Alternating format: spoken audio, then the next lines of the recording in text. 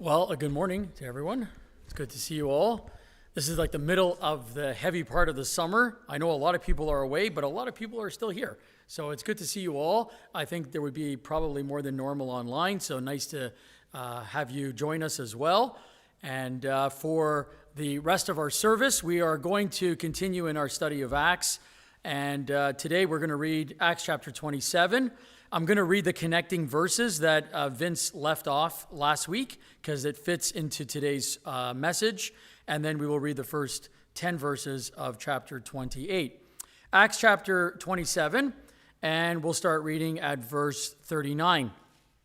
When morning dawned, they didn't recognize the coastline, but they saw a bay with a beach and wondered if they could get to shore by running the ship aground. So they cut off the anchors and left them in the sea. Then they lowered the rudders and raised the foresail and headed toward shore. But they hit a shoal or a sandbank and ran the ship aground too soon. The bow of the ship struck fast while the stern was repeatedly smashed by the force of the waves and began to break apart. The soldiers wanted to kill the prisoners to make sure they didn't swim ashore and escape, but the commanding officer, who was the centurion, wanted to spare Paul, so he didn't let them carry out their plan. Then he ordered all who could swim to jump overboard first and make for land. The others held onto planks or debris from the broken ship. So everyone escaped safely to the shore. Acts 28 and verse 1. Once they were safe on shore, we learned that we were on the island of Malta. The people of the island were very kind to us. It was cold and rainy, so they built a fire on the shore to welcome us. As Paul gathered an armful of sticks and was laying them on the fire, a poisonous snake, driven out by the heat, bit him on the hand. The people of the island saw it hanging from his hand and said to each other, "A murderer, no doubt. Though he escaped the sea, justice will not permit him to live." But Paul shook off the snake into the fire and was unharmed. The people waited for him to swell up or suddenly drop dead. But when they had waited a long time and saw that he wasn't harmed, they changed their mind and decided he was a god. Near the shore where we landed was an estate belonging to Publius, the chief official of the island. He welcomed us and treated us kindly for 3 days. As it happened, Publius's father was ill with fever and dysentery, which was, it's basically your intestines, diarrhea, like lots of bad things. So he's not in good shape. Paul went in and prayed for him, and laying his hand on him, he healed him. Then all the other sick people on the island came and were healed. As a result, we were showered with honors, and when the time came to sail, people supplied us with everything we would need for the trip. Now, when I think of Malta, I think of this young man here you see in the picture. He is named, or a phrase that was granted to him or given to him by the people of the island is the Falcon of Malta or the Knight of Malta. By a show of hands, how many people know who I am talking about? Nobody. All right. Well, I think you all know that the island airport has been in the news lately. The provincial government wants to expand the island, and the federal government, the municipal government are trying to somewhat slow it down. But the Toronto Island is named after a famous Air Force pilot ace named Billy Bishop. He was the ace for Canada in World War I. This man, the Falcon of Malta or the Knight of Malta, his name was George Buzz Burling. Buzz was his nickname, Burling. He was the Canadian ace of World War II. So everyone remembers Billy Bishop, but nobody remembers George Burling. In 1942, Malta was the most bombed place on earth. I don't have a map of it. Vince had it last week. But Malta is in a very strategic location in the Mediterranean between Europe and Africa. And so it was a heavy island of contention between both sides of the conflict. And so George Burling was sent as an Air Force pilot to fight and protect the people of Malta. He was awarded the Distinguished Service Order. He was also awarded the Distinguished Flying Cross. He survived being shot down 4 times. Now, if I backtrack, Air Force pilots were given a lot of respect. They were given the best drinks, like the best alcohol. They were given the best food. They often had steak dinners every night because their likelihood of survival 24 hours from now was very, very rare, very small, very small. The fact that Burling, four ashes. This is not like you see in the movies, like James Bond, and it's easy, you parachute out. These planes would have crashed, whether in the sea or whether on the island. This man survived 4. Now, why is he considered the great Canadian ace of World War II? In the span of 2 weeks, 14 days, he shot down 27 enemy aircraft. That is completely unheard of today, let alone back then. So he is decorated and still remembered in Malta as the Falcon or Knight who protected the skies during the heat of the battle in 1942. Now, some would say he must have lived a life of blessing. It was a sign that a person must be doing good. He must have had a lot of good works in the eyes of God because he survived 4 crashes and he took down 27 enemies on his own. What they don't tell you about the story is at the age of 26, 1948, the war is over. He's in a plane crash testing an aircraft in Italy. No danger, no enemy aircraft, but the plane goes down. He's only 26 years of age. He leaves this life and goes into eternity. Is that a sign that he did something wrong? Why do I bring these questions up? Because it doesn't matter who we are. It doesn't matter what generation we were born. It doesn't matter what culture we come from. It doesn't matter whether we were young or whether we are old. We, for some reason, are wired in us to think that we live in a world that is like a transactional grid. The human tendency is that bad things happen to bad people and good things happen to good people. I don't even have to teach you this. You believe this. Most of us are just wired that way. Now, I'm going to tell you something. There is one reason why we're wired that way, because ultimately, God will bring justice to the world. Ultimately, good will prevail. So I think we're wired somewhat in this way because the ultimate conclusion is true. However, in a life of bumps and bruises along the way, life doesn't go to plan here on earth. Sin has caused chaos. Sin has caused problems. But we still have this wiring in us that thinks good happens to good people, bad happens to bad people. So when good happens to bad people, we don't know what to do about it. When bad things happen to good people, we don't know what to do with it.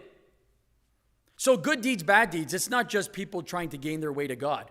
We often preach that when we explain the gospel, that it's not your deeds that save you, it's only Jesus Christ.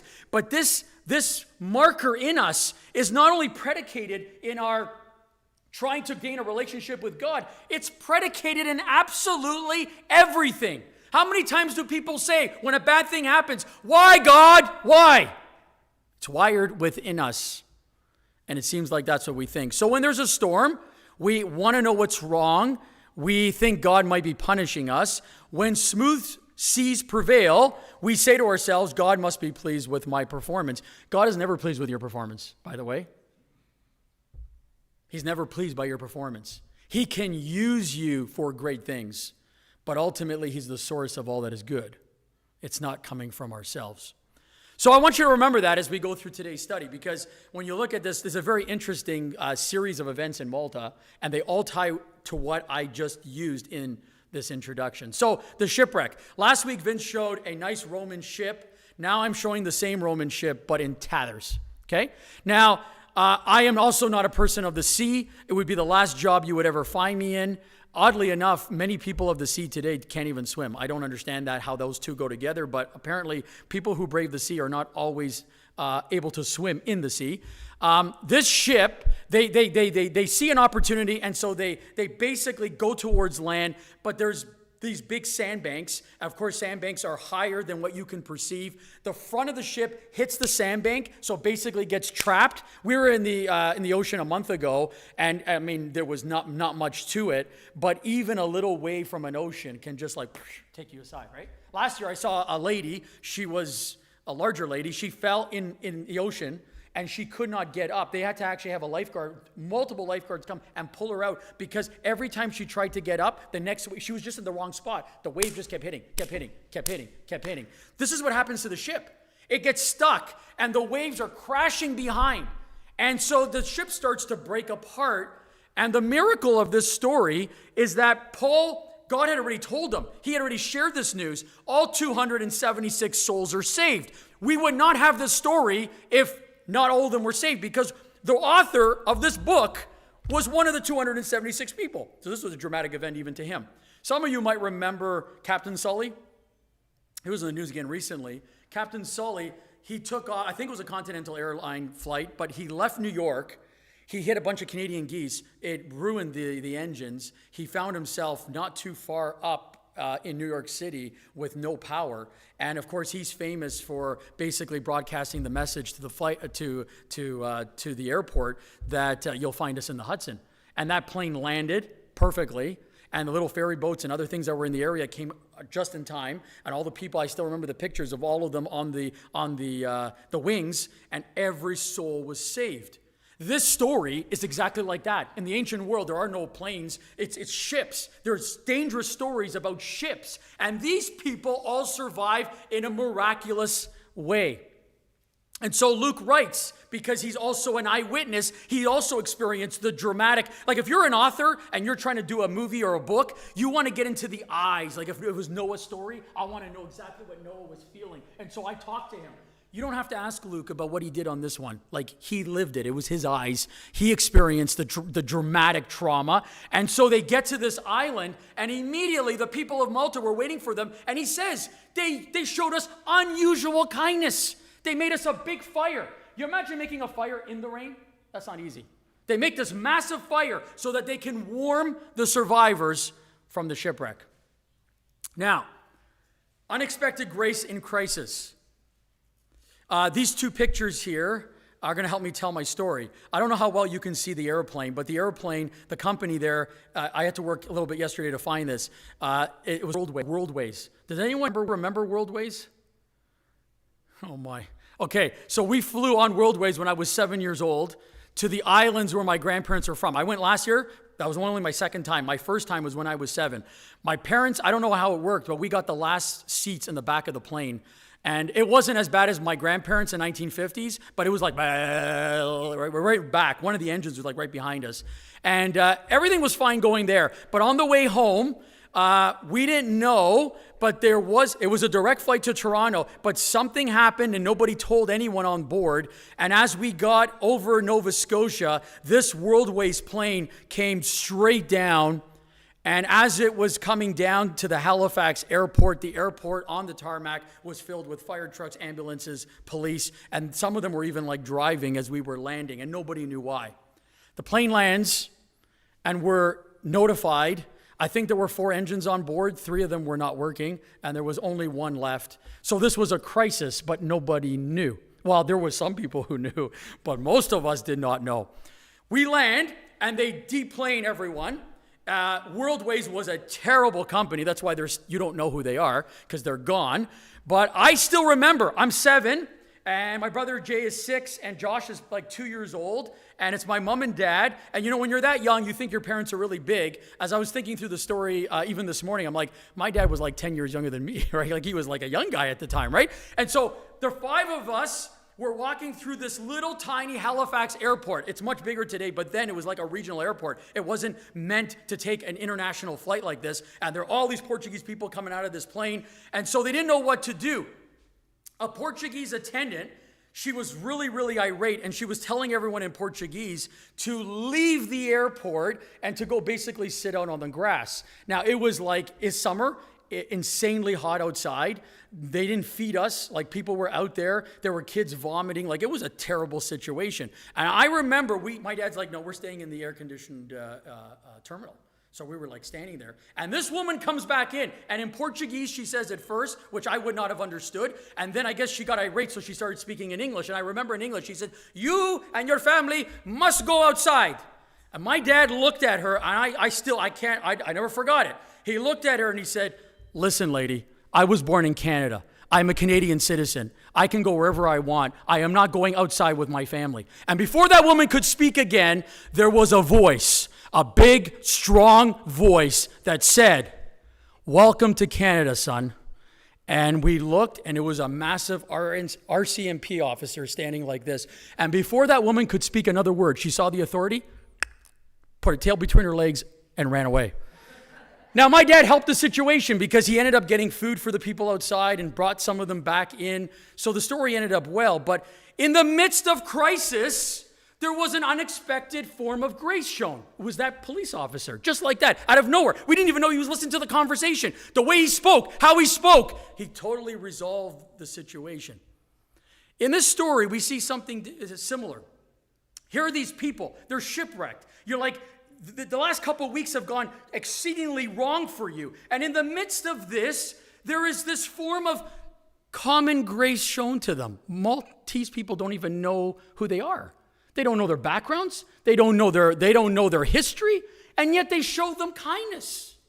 The reformers used terminology like this, common grace. They use common grace and saving grace. Saving grace, we would understand the grace of God that saves us and brings us to God. But common grace, the term that they use, and I think there's a good expression with it, is that God, in difficult circumstances, can bring his love and mercy however way he wants to do it. You ever wonder why a bad person can do a good thing? See, as a child of God, I have God's Spirit in me. So any good that comes from me, I know comes directly from God. But when someone's bad and does a good thing, have you ever wondered where it comes from? Sometimes people jump to a crazy conclusion and say, well, if they did a good thing, maybe they're okay with God. Not necessarily. The reason why they might do a good thing is because a good God gave them the means by which to do it. And I can't always understand how that occurs, but this I do know, that in any crisis in life, God often intervenes by showing grace to those who are suffering. All right, the snake bite. First, I'm going to say this. If I said in this room how many people don't like spiders, probably high percentage. Mice, probably high percentage. But snakes, I would think, would be at the top. I could be wrong, but in the grand scheme of it all, you're probably going to say none of the above. But in the grand scheme, I don't even picture what it would be like not only to see the snake out of nowhere, but you see it in the movies where the snake that just jumps and like the fangs just grab.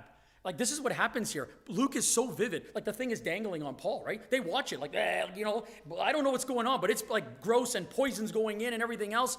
And he just whips this thing, right? And goes into the fire and disappears. And the people are like, you know what? This man did a bad thing.